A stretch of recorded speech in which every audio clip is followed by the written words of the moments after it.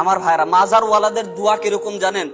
আমার এক হুজুর বলেছিল, গৌসে মাইজ ভান্ডার যিনি ছিলেন, আমরা তো আমাদের হুজুর কেবলার অনেক কেরামত আমাদের মধ্যেই আছে, আছে না নাই? এখানেও খুঁজলে দুই একজন পাওয়া যাবে যার সন্তানের নাম হুজুর কেবলা রেখে দিয়েছে, আছে না নাই? এখানের মধ্যে খুঁজলে পাওয়া যাবে আপনাদের এই পরিচিত কারো সন্তান হচ্ছে না, রেজভী শাহ হুজুর কেবলার কাছে গিয়েছেন, তিনি সন্তান হওয়ার জন্য দোয়া করেছে, সন্তান হয়ে গেছে, পড়েন না সুবহানাল্লাহ। আয়ের মানে এই না যে তিনি সন্তান দিয়ে দিয়েছে, তিনি দোয়া করেছে, কারণ তিনার সাথে মাওলার সাথে যেই সম্পর্ক, আপনার সাথে আমার সাথে তো মাওলার এই সম্পর্ক। গৌসে মাইজ ভান্ডারী দরবারে গিয়েছে, অনেকদিন যাবত বৃষ্টি হচ্ছে না, উনাকে গিয়ে ভক্ত মুরিদরা বলতেছে, হুজুর বৃষ্টি তো হচ্ছে না, একটু দোয়া করেন না। হুজুর বলতেছে, আমার সাথে মাওলার সাথে সম্পর্ক ভালো যাচ্ছে না, পড়েন না সুবহানাল্লাহ। কারণ আল্লাহর ওলিদের সাথে তাদের কখনো কখনো কথার লেনা দেনার ক্ষেত্রে কিছু বিতর্কিত হয়ে যায়।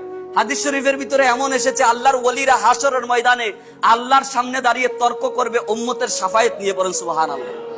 আল্লাহর হাবিব তর্ক করবে মাওলার সামনে যে আল্লাহ ওয়াদা দি, আপনি কি আমাকে ওয়াদা করেন নাই ফাশফি, শাফায়াতের হুকুম দিবেন, অতঃপর শাফায়াতের হুকুম দেন, এছাড়া আমি হাবিব আমার মাথা ইরফা রাসাক হবে না, পড়েন না সুবহানাল্লাহ। আমার মাথা আমি তুলবো না। এভাবে আউলিয়া কেরাম, সালিহিনগণ, সিদ্দিকগণ আল্লাহর সামনে তর্ক করে করে আপনার আমার নাজাতের ফয়সালা করবেন। বলতেছে আল্লাহর সাথে আমার সাথে সম্পর্ক ভালো যাচ্ছে না। হুজুর গাউসুল আজমকে বলল যে ভালো যাচ্ছে না হুজুর, এরপর দোয়া করেন না বৃষ্টির জন্য, দেখেন না কি গরমের অবস্থা, মাটি ফেটে চৌচির হয়ে আছে।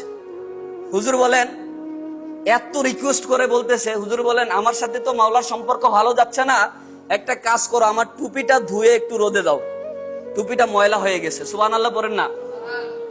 খাদেম গিয়ে টুপি ধুইছে, ধোয়ার পরে রোদ্রে শুকাইবার জন্য দিছে, সাথে সাথে বৃষ্টি নেমে গেছে, পড়েন সুবহানাল্লাহ। হুজুর গাউসে মাইজ ভান্ডারী বলতেছে যে আয়, আল্লাহর সাথে আমার এতই সম্পর্ক খারাপ, আমার টুপিটা শুকানোর জন্য সময় দেয় নাই, সুবহানাল্লাহ পড়বেন না। এটা হচ্ছে আল্লাহর ওলিদের সাথে আল্লাহর একটা মুহাব্বতের লানা দেন, আওয়াজ করে পড়েন সুবহানাল্লাহ।